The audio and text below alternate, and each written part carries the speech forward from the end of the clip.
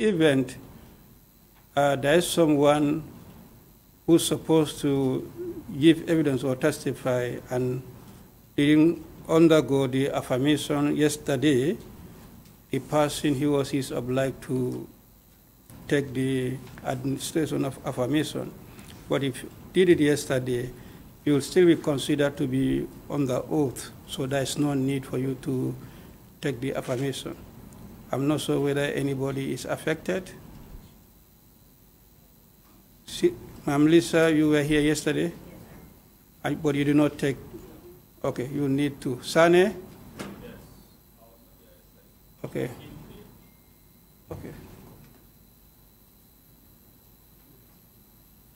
You were not here? Yes, I was not here. Okay. Fine.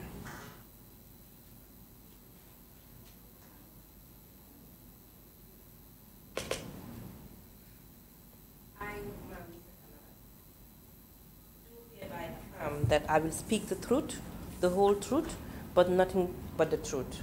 So help me Allah. Thank you.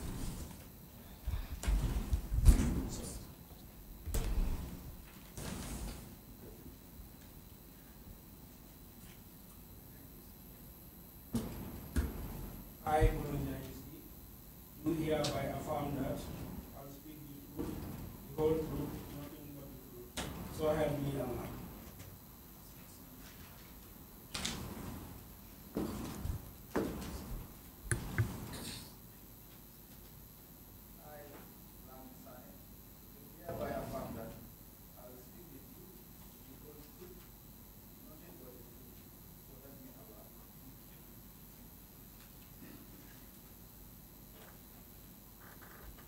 Thank you very much. We may proceed with the next item of the agenda, that is consideration of annual activity reports and audited financial statements of the National Youth Council that were presented to this committee yesterday. The format of the consideration would be the honorable members having gone through the various reports. They have some concerns that they would put to you for clarification. And we'll begin with the financial statements aspects of the reports presented. Then from there, we'll end up with the activity report. So you may get your financial statements, and then the honorable members will come in to ask questions regarding issues of concern in the said report. It can be the finance, I don't know how you call it, admin and finance manager. Okay. The admin and finance manager or the executive director, whoever can answer the question may come in. Honorable members, the floor is now open. I will start by referring you to the receipt and payment statement for the year ended 31st December 2019. In this, the total amount received for 2019 amounted to 53,699,561.52. Compared to 2018 is 26,808,892.75. The concern here is the gap between the two allocations. That means there was over 100% increment of the fund allocated to the council. What brought about this drastic increment of the allocation?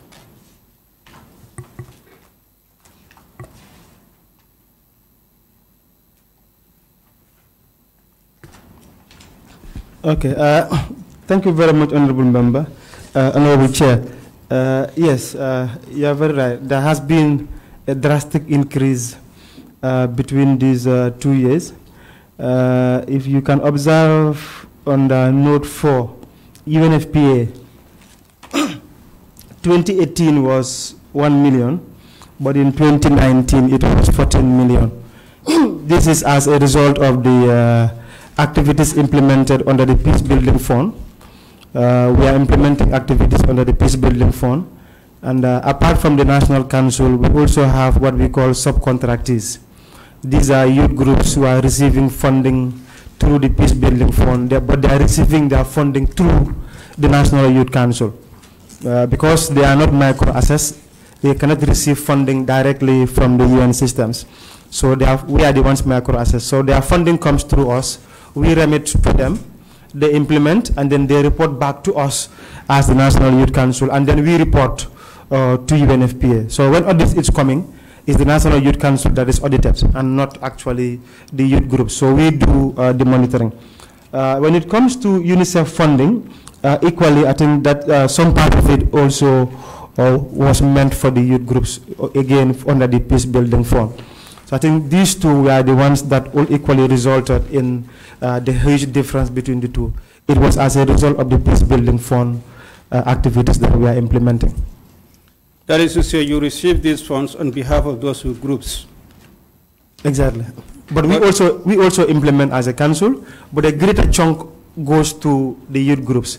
This is Activista, National Youth Parliament, Peace Hub, Peace Ambassadors, the Gambia.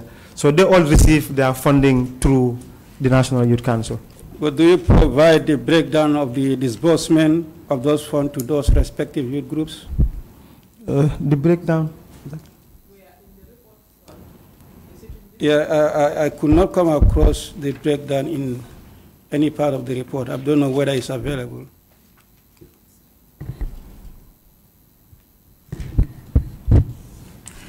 The breakdown is not in this report because what happens is they have their own budgets that they send to us and we send to our partners.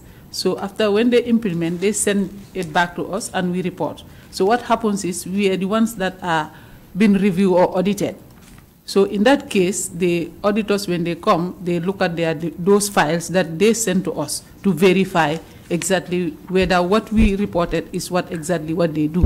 So that's why it does not reflect in this report. Auditor, what do you have to say there?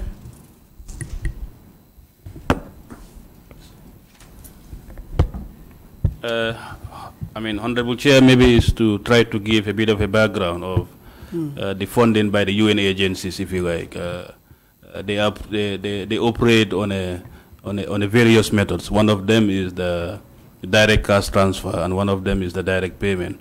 And largely, this is in the form of a direct cash transfer, wherein they would first have to assess the institution to see if they have the capacity to carry out those type of activities, if you like, and also especially with regards to finance. So in the case of NYC, it's like a transit account, if you like, that funds are given to them for onward transmission to these various institutions, that they would implement the activity, report back to NYC, and NYC now report back to UNFPA, for example.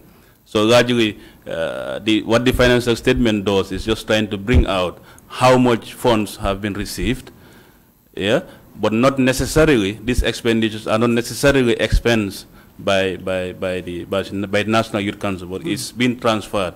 So when an auditor is doing the audit of the UNFPA, would now, carry out detailed audit of those transactions as well.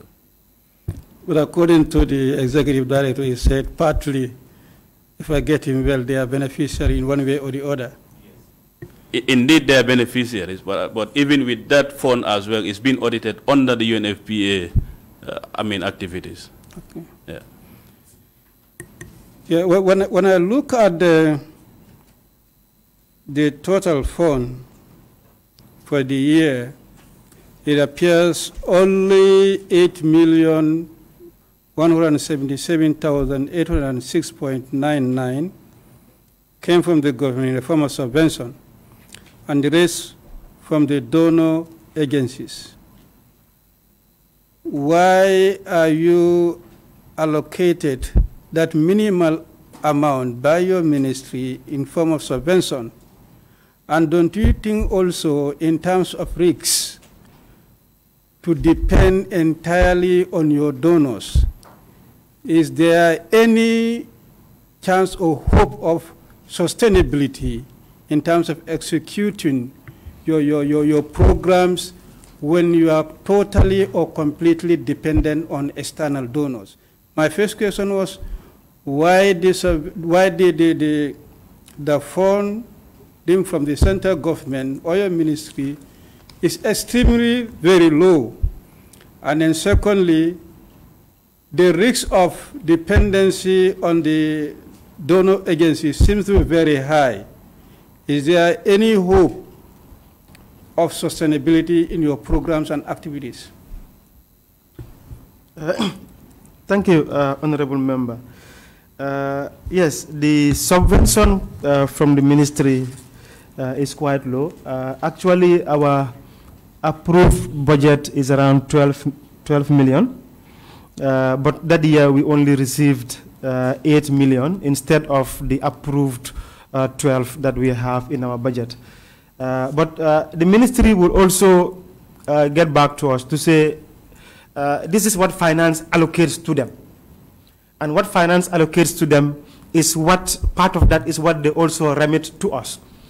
And the concern has been they receive less than 1% of the country's annual budget.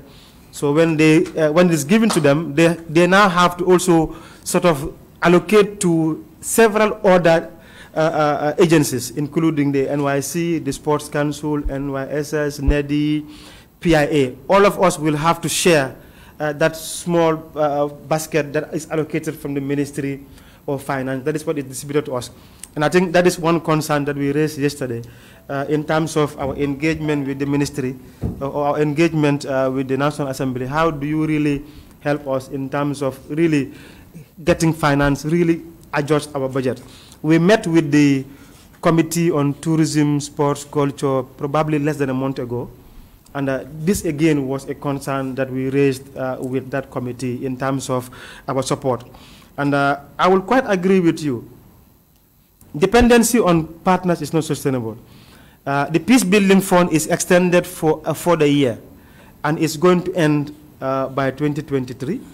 And we are not too sure if there will be an extension or not. So if the Peace Building Fund ends, and probably there is no other project, we will certainly are going to have a challenge in terms of the activities that we implement. And I think that is why, as a council, we have always ensured to build quite a very good relationship with our partners, making sure in terms of audit we are not found wanting. Audit reported yesterday that they were supposed to come in May. Actually, we had another partner that was auditing us during that time. That was why they couldn't come. We have UNFPA auditing us separately. We have CAS auditing us separately. We have UNDP auditing separately. So at our level, we ensure that our relationship with the partners are maintained such that we build that confidence, so that we are able to really continue receiving funding from them to implement activities. In as much as we are struggling to really have a huge increment on the side of government to implement activities. So most of the funding we receive from government has really been used for admin, for admin purposes and not actually for activity implementation. So for activity implementation, I will agree with you, we have relied wholly and solely on the goodwill of our partners, which is certainly not going to continue. So we will definitely indulge on, you honorable members, to really see how we are able to get finance, help us really augment, what we receive. We work for young people of this country, and they are the ones we are delivering for. We serve the greatest population size of this country. And I think it's just fair enough that our budget, if not relative to that, should really reflect, the kind of work that we do. So we will definitely continue to engage your honorable office to see how we got, government increase the subvention to the ministry. If that is increased by extension, it will also increase the subvention that we receive from finance. But the dependency is a huge risk that we are having. I quite agree with you, honorable member. That is to say, the government subvention only takes care of the emolument aspect. And then for program and development, of the National Youth Council. You have to totally depend on donor partners. That is your assertion? Yes, that is actually really what's happening. In terms of activity implementation, we depend wholly and almost solely on the activities of partners. Even in terms of subventing our regions, the regional youth committees, that's how we are structured. We have the regional youth committees. We want to be subventing them every year, minimum of 200,000. But for the past 2 years, it has been in our budget, but we could not even do that. Because if you receive 300, 400,000, maximum 500,000 a month as subvention, if you pay your salaries, it's going to be difficult, to really move some part of that to support the regions. Only a few regions have benefited from the subvention that we moved to them. Again, we are renting. And again, we will need to pay, we have to be paying rent every 6 months. And sometimes we are even challenged in terms of being able to pay the whole 6 months. We have our land for 2 good years. Honorable Member, we've written to our ministry, by extension to the Minister of Finance, to have a 500,000 to fence the land. It's only this month that we are receiving confirmation that we will receive the 500,000 to fence. And local government has threatened us not once, not twice, to reallocate that land, because by their rules, I'm not too sure what the rules are, but by their rules, I think if they give you land, you need to do some development or else. I'm not sure, I will not go through what the rules are, but I know they've threatened to take over the land, because for 2 years, we did not do anything on that land. So they have really threatened to take over the land. But we have pushed, and well, this month, they've confirmed that we will get the 500,000 to be able to really fence, the land. So if you're able to do that, I'm sure we will be safe from the trouble of local government. Because I know they've quoted that clause, I cannot remember, but they did several times, that we should do something on the land, or else they will take it. They will, I don't know, reallocate it, or I'm not too sure what time they use. Good. You will be meeting with your line committee, and I hope you'll put that concern to the Committee for Action. Yes, sure. But interestingly, what is also happening to most of the institutions, if not you, but I want to believe you're also part of it. Mm-hmm. When your line ministry call you for a bilateral, mm-hmm. whether you actually provide to them the budget, the development and program-based budget is one thing. If that is done, we always put to you, as far as this National Assembly is concerned, we have changed the narrative. Prepare your program-based budget, mm-hmm. and if your line ministry turn down that during your bilateral, when we come for the review, when the budgets are presented, the respective countries will invite all the ministries and agencies, and you defend your case. We provided this, but at the end, the ceiling, this was what was approved, and our development part of it has been rejected. The committee concerned will take note of that. We are interested in the development aspect. We want to see changes, and this has to be reflective on our young people. It is very unfair for the government to limit its funding on the agency simply because there is chance for the donor intervention. And we say we want to empower the young people. Okay. We can't be serious with that. But we have to see the seriousness from the budget that you present, to your ministry. And I hope you are not that council also that will give loan to your ministry when you are in need. It appears you have a lot to give out. I'm not sure you are affected. No, I cannot remember us giving a loan to the. I've been at the council for 7 years now. Okay. We've never given out a loan to the ministry. But honorable member, one thing also concerning is the fact that the budgets are out. You are already told you have 9 million, or you are already told you have 12 million. So what it does is it actually limits you. It sort of cuts you out completely. Already, before you even prepare, ministry has already told you that finance said this is what we have, and as National Youth Council you have 12 million. Budget to the 12 million. Anything beyond that will not pass. So several times we have really gone beyond that, but it will always come back to say you only have this. But we will take your advice. We will do a whole program base, and not go by the ceiling and say, this is what we want to do. And we will definitely engage our committee to say, this is our ceiling, but this is what we want to do. And we will definitely defend our case. This year we want to develop our land. We want to move a new office. Put it there, and you see what the committee will do. Thank you. Inshallah, it will reflect in that budget. The other concern we have in the receipt and payment statement is the area of the payment on motor vehicles. You indicated 3.3 million, and then that is to say motor vehicle, but in the note you say vehicles and motorbike. But we want to know how much was spent on vehicle, and in turn also how much was on motorbikes. How many motorbikes per se? Whether all the regions benefited? We have motorbikes in all the regions except Banjul and KM. All the 5 regions they are giving motorbikes to our program officers in the field. That is five motorbikes? 5 motorbikes. Then what was the amount for each motorbike?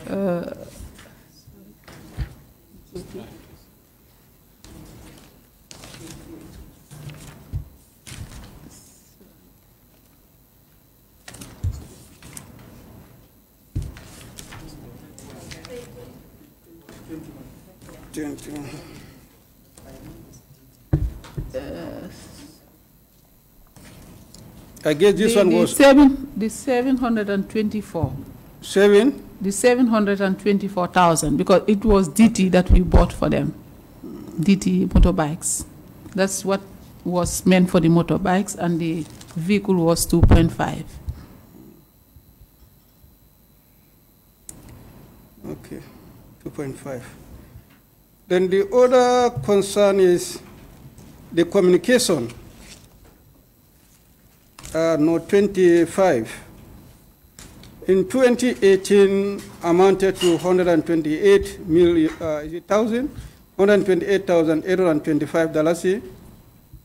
But for 2019, 501,000. That too, I think, is more than 100% increment. What happened, Executive Director?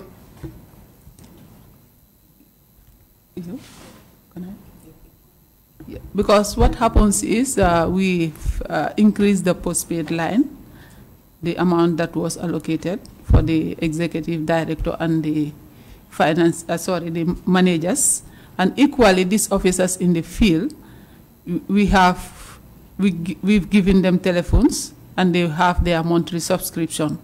We equally have CUG that we all get for the staffs and the regional staffs. Equally, we have the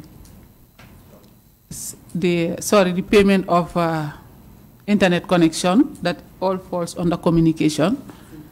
And we have the phones that we purchase for both our board members and the staffs of the National Youth Council. So in summary, this what entails in the communication column. And that's actually what's taking the amount high.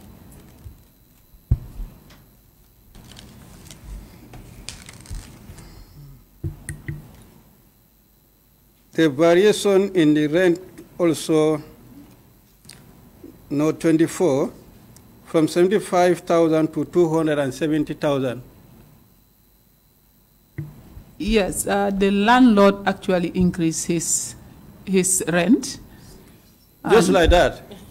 No, actually we have an agreement with him from the year 2015, because we moved to that place in 2015. We were at the Independence Stadium. So we moved to a new place, and after 3 years, because we signed a contract with him, so when that contract elapsed, he had to increase his rent. He gave us an option, either to agree or to move out. But we searched and we could not get anywhere. So we have to make sure that we agree to what he said to be able to continue staying there. And so that one was payment for 3 years? Yes. Or for 1 year?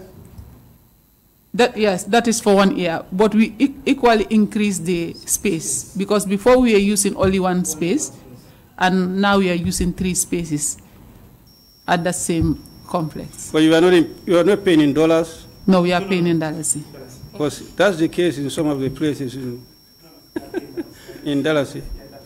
Auditor? I think, Honorable Chair, I think, I don't know how this National Assembly is going to work around that, but the reality is the rent that is being paid by some of these institutions is really high. And it's not sustainable in the future. I've seen others paying 500,000 per year on a flat, so it's something that the Assembly would want to take note of on how to work around that, even it means housing them somewhere, some way, somehow. But it's really not sustainable going forward. Yeah. That's a case for them to push so that they have their own office. Because a thing like this is not sustainable. From 75,000 to 270 plus thousand, I think that increment is really very unwise. Mr. Speaker, the finance officer is just informing me that he equally increased again. It's increased again? Yes, so. Honorable Member, I think there's a need we revisit this Rent Act. Honestly. Yeah, the people can just jut up. At the end of any year, you said you have increased. You have no choice. Because you do not have place to go. You can only comply.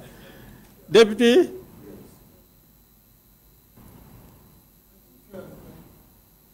Very good, Chair. On the issue of this communication in the region, as said by our director, I think we'll be seeing more increment in that area because we operate in a system that are hybrid. We have 7 regions that are elected based on the act that establishes the National Youth Council. And these elected chairpersons, they have regional and municipal mandates, which is mandatory for them to coordinate young people. Like, for instance, in the West Coast region, we have the chairperson who covers the entire observation to make, whether the person giving testimony have taken the prescribed affirmation. Okay, he's observing. Did you take the affirmation yesterday? No. No, today, no. Then that means you are obliged to. Thank you for the observation.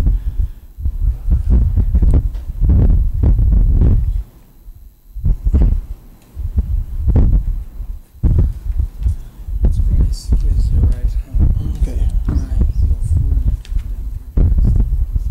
I, Paul Malik Sise, do hereby affirm that I will speak the truth, the whole truth, nothing but the truth. So help me Allah.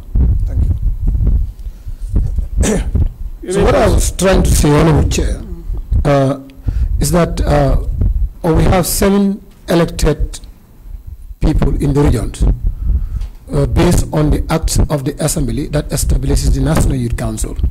And each of these elected chairpersons having a legal mandate that is responsible for the coordinations and program implementation of their regions on PIT. And in order for them to coordinate the activities of young people in their respective regions, the only available means that we can provide to them is the means of communications, like routers, mobile phones, and credits. Even as we speak, we are yet to provide them with laptops that will be able to facilitate their movement, including motorbikes. And as a council, we compared ourselves with the Women's Bureau. We also compared ourselves with elected local representatives on the ground that is based on law. And these are people that are not even giving even a monthly allowances for them to coordinate that. And they have a legal mandate on the ground. And they have a responsibility to do.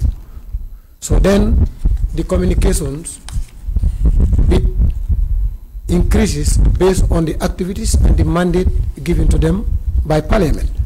So we request through Parliament, as alluded by the Honorable Chair, that in our future programming, you will see most of these things will be increased in terms of mobility, either in a form of motorbike, in terms of communication gadget, either in a laptop or a desktop that will able to facilitate their coordination and programs based in the regions.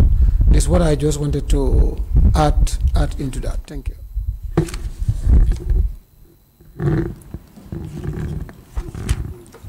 The other observation is the numerous bank accounts you have, about 10 bank accounts, whether that is not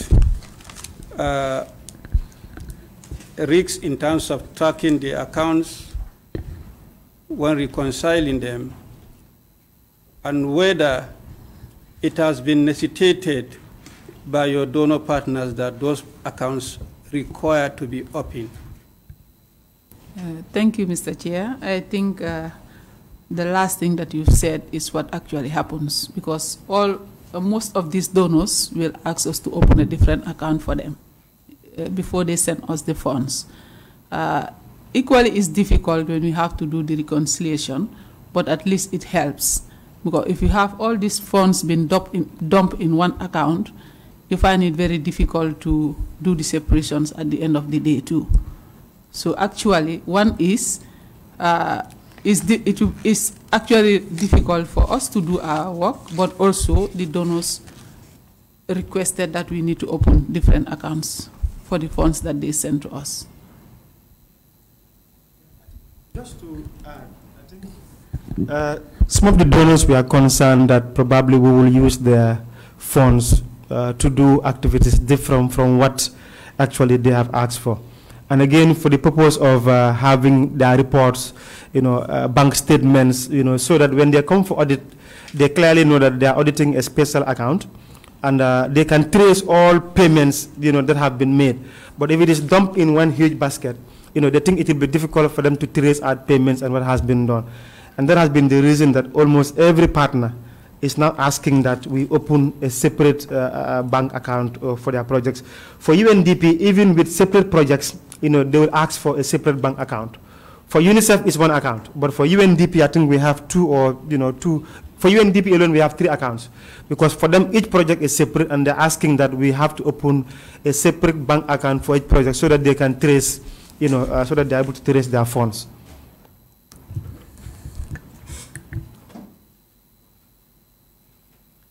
Now, are you trying to say then if the particular donor agency's program came to an end, the account is also due to close? Is that the case?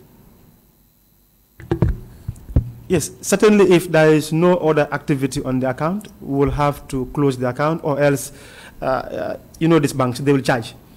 So if the activity if any program is finished and we don't need the account, we would certainly close the account, or it will go to a 0 and continue going minus. So we'll close the account if it is not needed again. In Note 7, the UNICEF funds, there were line organizations that were involved in terms of those funding. That is the beneficiaries, the Children National Assembly, Peace Building, and then FGMC for the year 2019. You did a global amount of the fund received from UNICEF for that, but whether you have the breakdown of the fund disbursed for each of these areas.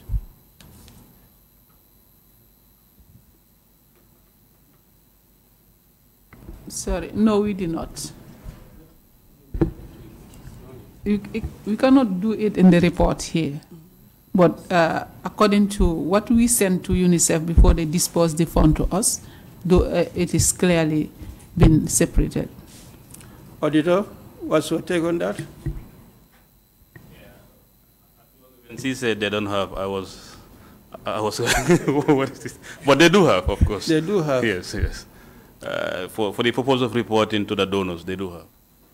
They do have. Yes. It is good that you also report to us, how much you spend on the National Children National Assembly. Okay?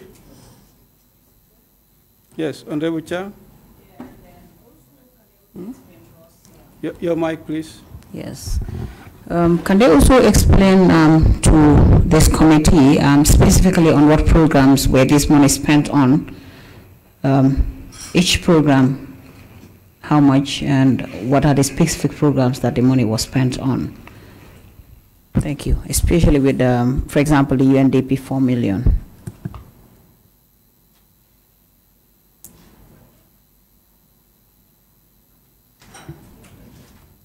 Yes, sorry, like we said before, the UNDP 4 million was, the funds were for the peace building funds. And like we said, some of these funds have been transferred to our youth organizations. But if you go to our records, that where we generate this 4 million, everything is clear. They've been separated. So like the chair is requesting, unless if the National Assembly will request that we provide it next time as you will want to see it. But these things are clearly been separated, and when audit come, they see how we spend on, or how much is been spent out of the 4 million and how we spend it. Yeah, I think it's the same. The Note 6 and Note 7 are almost the same. The UNICEF funds and then that of the UNDP, you need that breakdown. The funds that were disbursed for each of the activities, Youth Connect, the Constitutional Review, the Climate Change, Environment, etc. Okay? Honorable Chair? I just have a follow-up question. Like you rightly ask, what you said that most of these accounts is a requirement by the donor agencies. And once the project phase out, meaning the bank accounts have to be closed. But what does the council do to ensure that these projects are sustainable?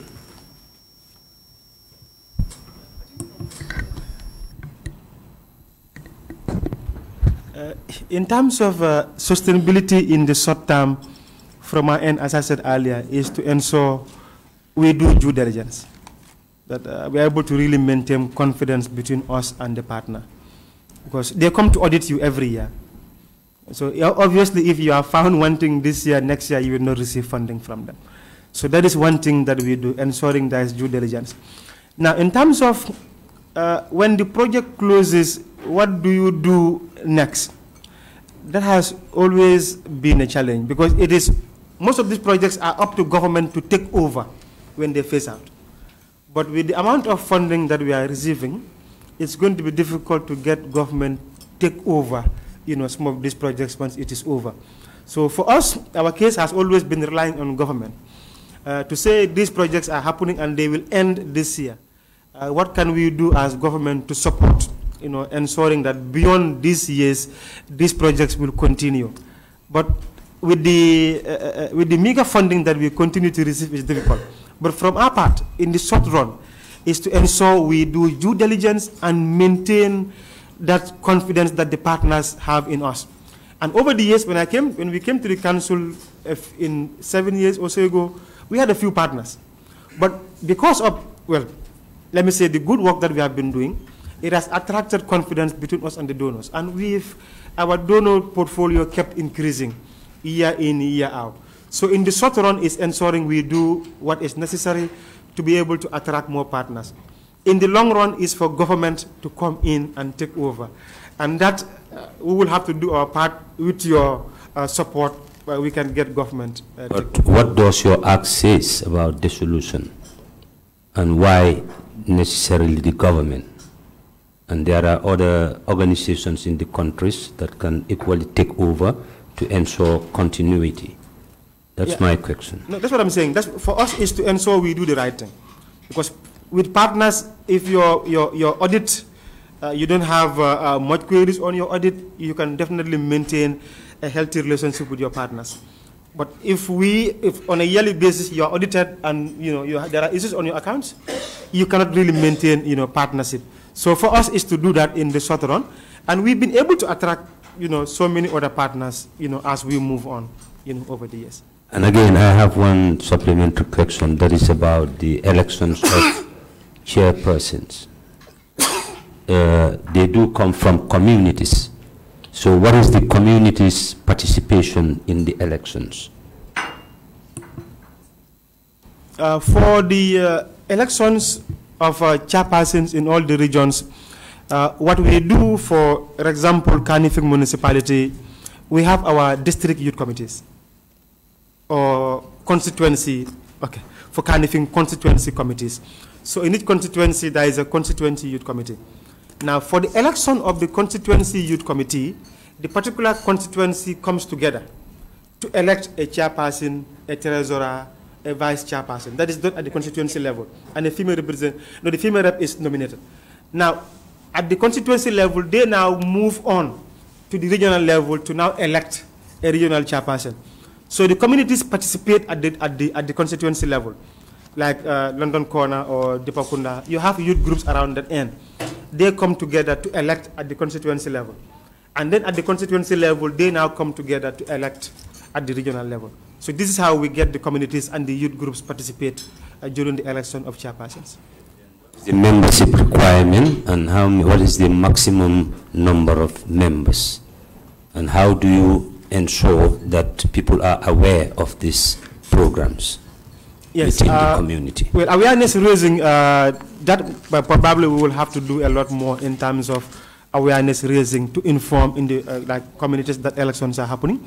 But at the level of the constituencies, I think we did do a lot of engagements to get the constituency come together to do elections. And of course, at the national level, again, as I said, constituencies come together. But probably we will need to do a lot more in terms of sensitization to ensure that everybody is actually aware that these elections are coming. And this year is an election year, and we'll be going for elections because we elect the term is every 2 years, as in the act, as we speak. So this year we will be electing our country. I will propose that you invite delegates from every ward within the municipality in order to avoid monopoly. Let me help. Sorry, if I may come in. You can ask and then declare your doubt, and then whatever recommendation we'll have during our review, we'll discuss that, and then that will be part of our report. I see your hand up there.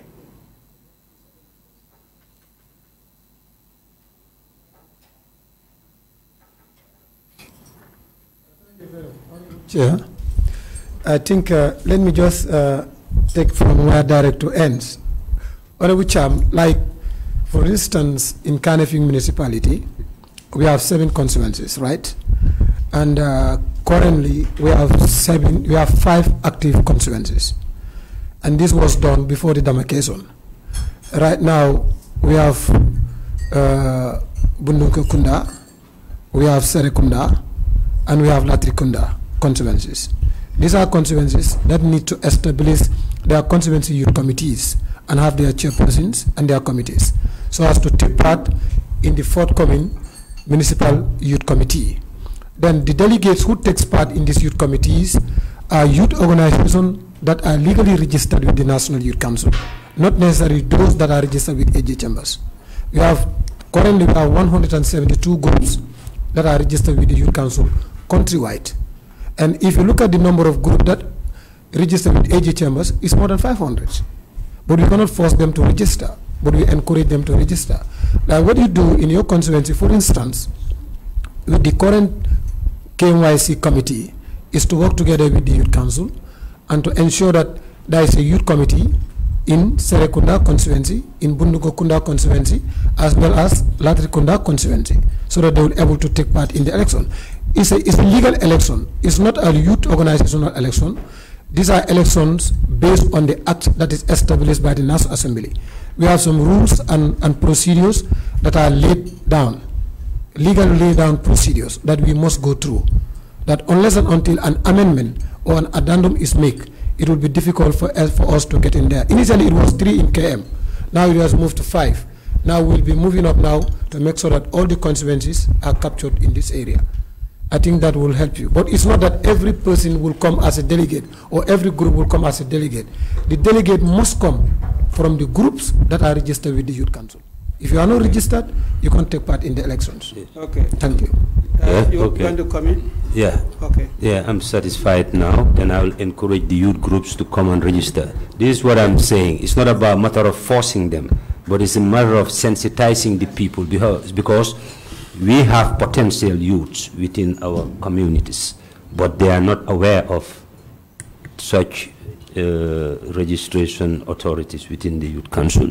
So in order to avoid monopoly, like people just taking positions and those positions at the end of the day becomes dormant. So that is why I was asking. Yeah, I will beg that let's finalize the finance aspect. Yes, yeah. Then we end our intervention with the activity report. Okay, Honorable, if your question is surrounding it's finance. it's about the activity, just to, okay, let's clarify, but we suspend that till... Yes, then when we finalize the finance, please. Thank you. Then we come to activity report. Yes. Sorry, Mr. Chair. Sorry for taking you back on the issue of the funds, like you mentioned, for us to separate. Already we've submitted our 2020 and 2021 to be audited, and this is how it is. Very good. So just for us not to come back next time and it's like you were told and you did not do it that way. Okay. Because audit, this is how they want us to do it, and that's how we are doing it. Yeah. So I just want to be clear so that we are the same level, okay, and not come back here and be told you were asked to do this and you don't. That's not it. Thank you for that improvement. Equally, I made the same observation surrounding miscellaneous.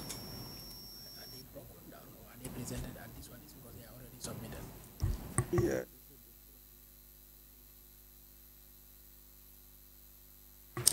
Miscellaneous note 20 from 27,000 to 108. But if you give us the benefit of the doubt and then break them down, we'll be able to justify, or you can justify why. Finally, I think we went through the management letters and then the queries that were advanced. The auditor noted that the follow-up on the previous audit report findings on payment voucher that was not signed or by the authorizing officer was a query, and then the recommendation was acted on and then implemented. Likewise, the payment voucher not signed by the approving officer was also a query, and this was also acted on and then implemented. And the cash collections, the same was implemented. Areas of annual subscriptions was an issue, and that was equally implemented. And last but not the least, non-performance of risk assessment was also a query and then implemented. These were the audit issues that were highlighted by the auditor, and then thank God all of them were implemented. So basically, we don't have much issue with you as far as finance is concerned, except the ones that we raised that you need to break them down so that we know actually what was spent in each of the activities.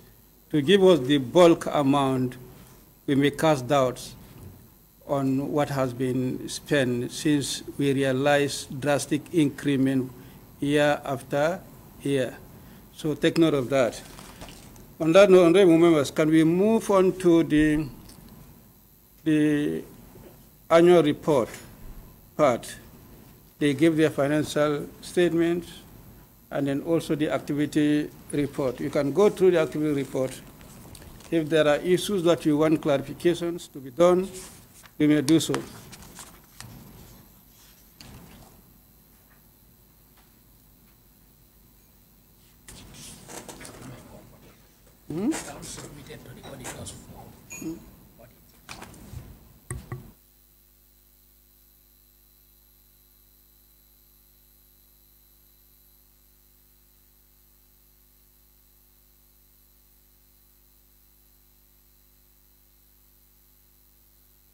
Issue on any person. Honorable Jami wanted for him to clear something that is relating to the. As far as the activity report is concerned, some of the issues we are discussing here, especially from my honorable colleague, Honorable Cham, it was just to say my own part. That is like the structure base of the National Youth Council, based on my understanding, because I've been, witnessing or even observing some of their elections at the council. Normally, the representation comes from the constituency. It's not at the ward level. So the only thing that I want to, appeal to them, like constituencies, every constituency there are wards. These ward chairpersons that you have, I think they need to reinforce their effort to at least try to go down to the wards so that they can get all these youth organizations operating. I think if you can remember, some years ago, I came to your office to discuss this issue with you. It's not about these youth organizations that are already registered, but we have youths who are indicators, who we felt they are not part of the society. And these people, they also, need to be part of us, and some of the projects that you are having, at least they should be privy to those projects. And the other thing is, I saw the Tekefi project and YEP project. These are projects that are very good. So, but like what we receive from most of the youths is like whenever you want to access these funds, the bureaucracy and the business plan format is very, very difficult for them to at least develop. And if you want to support a youth from a ghetto who has not been to school, you expect him to, at least fulfill all those business plans. It's going to be very difficult. So we need to peg it to our standard. So this is what I want to say, and I think you need to, at least make a very strong this thing to your constituency chairpersons, so that at least they can come down. As far as other areas are concerned, they are working well, but they still need to represent the general youth populace. Thank you. Thank you, Honorable Jame. One of the things that is an issue or a major challenge for regional youth chairpersons to engage regionally is the subvention again. They're not, they don't receive even money, the regional chairpersons. Most of the work that they do is based on, it's from their pocket. They serve young people of their region, but they don't get money. And we've been, regional youth chairperson from West Coast region is here. They've been asking for subventions for almost 2 years. And there was an approved budget of almost 200,000 per region annually. And this is 65% of the Gambian population, and they're unable to get. So it's difficult to keep engaging young people from the region. And when it comes to project as well, I am a native of KSMD as well, and some of the development partners would come to you and say, my project is focused on West Coast region or North Bank region, and some of these projects, that's the issue. Like KSMD, KMC and Banjul hardly benefit from some of these projects. It's because the partner has a specific region that they want to implement their project. So these are some of the issues. If the council receives gives support from the government, it's easy for government, for us to take, as a representative of the government, to give support to these young people direct because it is monies from our government. But with the partners, it's difficult for us to sometimes suggest where they implement or put their monies. That's a difficulty for KMC and Banjul, and the regional youth chairpersons from those regions are always complaining at council meeting, during council meeting, to see most of the project or monies from partners are going to other young people in other regions. And any other question? Yeah. Okay. Yes. Basically, you know, what I've observed. You know, I feel if you are given a responsibility to run a full institution, at least these are some of the challenges that you have. These challenges, sometimes like, it keeps coming. So as far as you are concerned, you are there managing that institution, I think it's better you try to bring it in your budgets. These are simple, because at the end of the day, young people, their issues are very critical. Sometimes they think we are not fully representing them. So, and the council is there to bring up programs and activities for them. So come up with programs and activities that will, you know, at least uplift their life. So it should not just based on sensitization advocacy, because I understand most of the projects is more of advocacy. But projects that will impact their life, you know, is very minimal. Like to go further, in the agricultural sector, what are we doing there? In the labor market, what are we doing there? Skills development. The National Youth Council, you should work on along that line, even build your own school, you know, a skill center, sort of, something like that. Because it's all geared towards, you know, at least uplifting the lives of the young people. Thank you.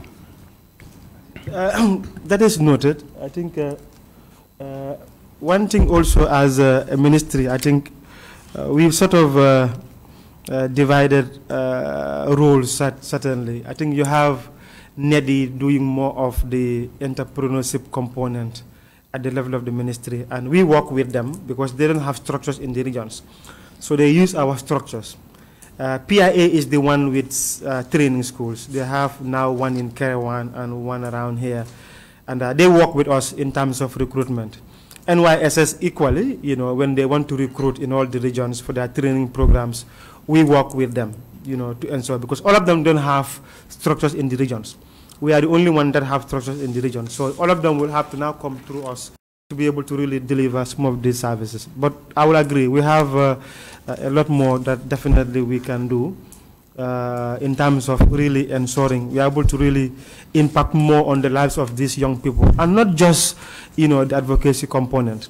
This year we are able to work with the central bank to really see how they're able to really provide some loans to our young people. The bank loans, we keep asking any young entrepreneur that is not sustainable. It's 18–20%. Your profit margin, I'm not sure, would go to 30–40% for you to take a loan of a 20%. So that's just going to kill you out. So with the central bank, the discussion have been, how do we provide loans to young people at way cheaper rates? I know they've established a new unit, development financing. I'm not too sure of the name, you know, but they really want to ensure they're able to really directly get in touch with these young entrepreneurs and support them with finance so they grow. They've been trained. They've been given all the training that is needed. They've gone through every sort of training. But the cushion is getting them the finance to move on to the next level. And I think this has started with the central bank. Last Tobaski, they provided a loan scheme for young people to get venture into ram sales. It was very late though, but at least something has started. And we are hopeful that this will be moved on to the next level. But these are discussions we are having beyond just talking to them, something tangible, you know, so definitely be available, and getting them grants and loans. these things are key.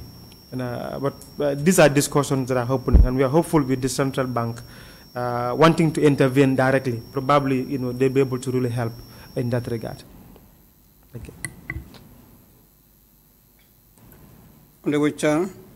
Yeah, like we are from the urban setting, and the challenges that we face in our communities are mainly juvenile delinquency, like the Law Drug Enforcement Agency was here, and we see it on a daily basis. Each and every one of us, we do see these things. Our youths are loitering around, engaged in some other social vices. So those are things that is needed here within the KM. You have to improvise, come up with such programs that will address those issues. Lack of employment is an issue. Lack of public amenities, playing grounds in our communities in the KM region. So these are things that we are trying to relate to you so that in seeking for funds, you can like put all these programs in the package so that we can benefit. Like I for one, I was dealing with some international organizations and have brought so many projects in this country. And some of the, for example, with the scholarship package, some will tell you that there is no poverty in the greater Banjul area, and they don't know. You have abject poverty in the greater Banjul area because people are paid minimal, like people are paid less, and their overheads are too much. To pay a house rent of 3,500 whilst you are paid 2,500, where do you have your survival? These are issues that we should help to address. Thank you. And let's not be personal. Let's not take things personal, because we do engage some of your members. We tell them, I was a councillor before. My colleague was a councillor before. Even this year, Tekafi projects, when they come to our communities, before we know it, it's like in the 11th hour. None of our youths benefits. So where are the funds going? Thank you. Thank you, Honorable Member. I think those points are definitely noted, and we will definitely see how best to really improve on some of those. Thank you. Okay. Thank you very much, honorable members. In the report, you didn't mention in the particular year on the review, there was a consultative, two-day consultative meeting in URR, particularly in Sarangai, where there was, or there is, I will put it, the climate smart garden that was identified, and then the National Youth Council is a partner in the implementation of that project. Can you inform the committee the fate of that climate smart garden and how the youths in that particular community are benefiting from that? I will also remind you of another youth garden. I'm not sure whether you are aware of that in Basse, in Kundam. What is the fate of that youth garden? We visited the youth garden. The garden was doing very well for the youths, but will require support, tremendous support, to put life in the garden. If you are aware, what is the fate of that particular garden as well? Thank you very much, Honorable Member. To begin with the first one, that is the garden in Sarangai. This was first supported by IOM, and they provided some farming tools. But that particular project with IOM phased out before the project even started. That is, they only bought the materials, but the project could not even proceed to fencing. Then we had the UNDP environmental project housed at the Ministry of Environment, and we brought this to their attention, that we wanted to support to complete that particular garden. And that year we got support to have a borehole and the fencing of the garden. So these two things were done, the borehole and the fencing. The previous year, that is in 2020, UNDP thought we were not supposed to be in that project, and we were, as a council, removed from that project because they said it was an environment project, and we were not supposed to be there. So we were removed. And it constrained us in terms of being able to support the community to go further. That is with tools, and beyond the tools, also train the young people to be able to effectively use the garden. So as we speak, the only borehole that was provided could not meet the water demands of the garden, because I cannot remember the exact hectare, but I know the borehole provided could not meet the demand of the garden. And at some point in time, due to flooding, some part of the fence, also went down, due to flooding. So right now we are engaging with the Roots project. I'm a member of the steering committee, and I've already put that to the Roots project, that they want to maintain some of the gardens that were started by NEMA and not completed. And I've engaged them that we have started this garden in Wuli and Sarangai, and we will need their support for them to include it in the gardens that they want to support going further. So we are hopeful with negotiations we can get the Roots project support us to really ensure that this smart garden that we have in Wuli continues. As you rightly mentioned, the issue of over-reliance on donors whenever they move out, these are some of the challenges that happen. With Kundam, as a council, I know we are not very involved in Kundam. The last time I know the ministry provided them with drainage support. I was on tour with the minister last year, and we went to Kundam. And investment was done there to provide them some drainage system. When we were there, I know the project has already started, but this was last year. I'm not too sure how far that has gone, because this was support that was provided by the ministry directly.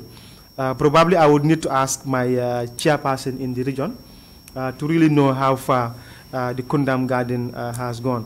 At some time, I know a few years back, we had some challenges in terms of management of the garden.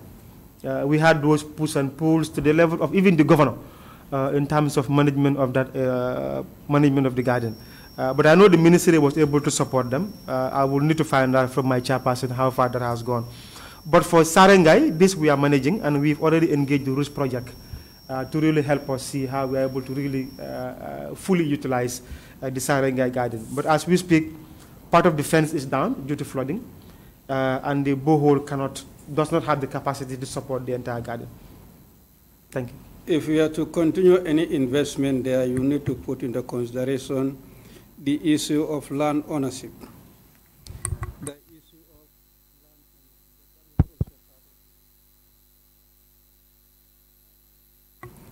land ownership.